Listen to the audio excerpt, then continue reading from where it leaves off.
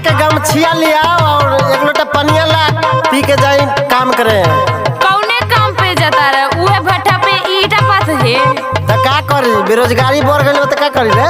अच्छा सुनो हो गहिला करिया कोई कच्चे मनी पर नौकरिया मोर सजनवा हो मोर बलमुआ हो जानी जइहा भाटा पर कमाए।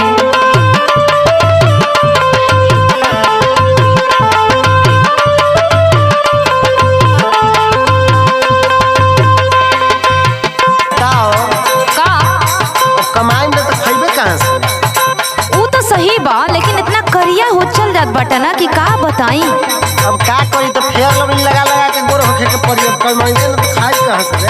अच्छा सुन बोला। बहनी लाचार कैसे चले घर दुआर हमर धनिया गे दिल जनिया गे कोले बोल कहां जाई कमाए।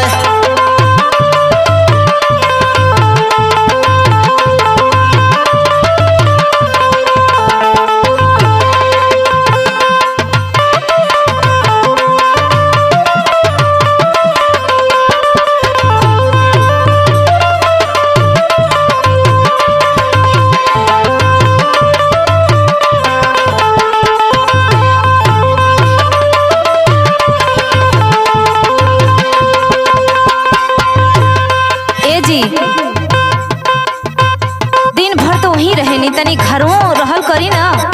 घरवा में का करी वहीं का रह तो 2 रुपया पैसा होई। अच्छा सुनी बोल बोल का कहत रे। दिन भर ईटवा ढोवेला साइकिल से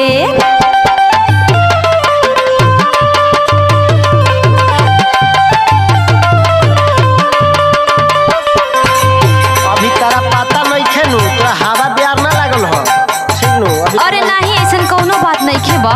अभी तो नहिरा सोइल ससुरा तो तेरा का मालूम रही। अच्छा बोला। करी ले कमाई धनी बहरी मुश्किल से। वो तो सही है बा।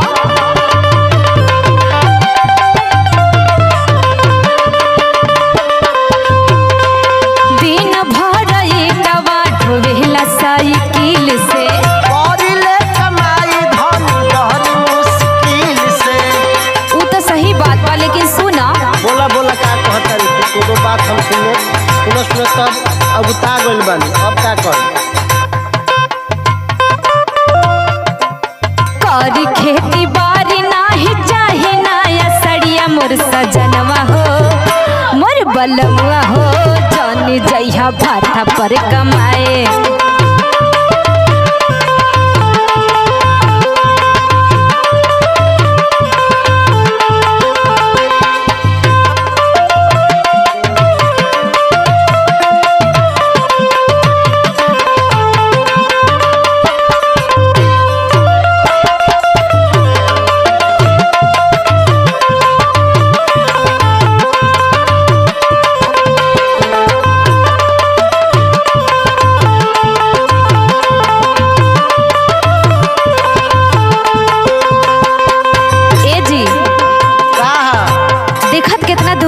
बड़ा ना।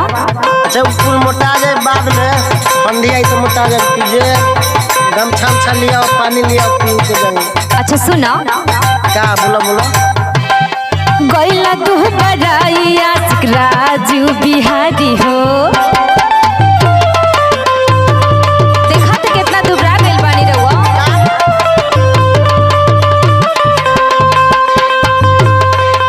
अभी पता नहीं खेल का होता ना होता दिन भर कमाई करता तब 2 रुपया होता ठीक न। हाँ इतना बेरोजगारी बढ़ गई बा का करी बाहरों भीतरों में काम ना होता गईनी दिल्ली से लग चल हमारी बतिया पर ध्यान दो सुन। अच्छा ठीक बा बोला।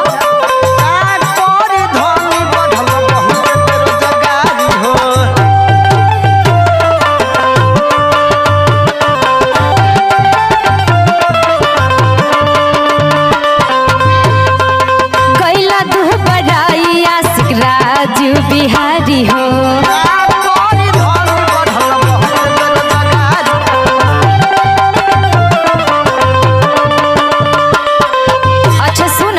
बोला बोला।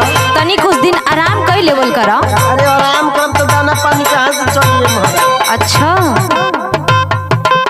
छोरी के काम कुछ दिन कइला आराम मोर सजनवा हो मोर बलमुआ हो जानी जइहा भाटा पर कमाए।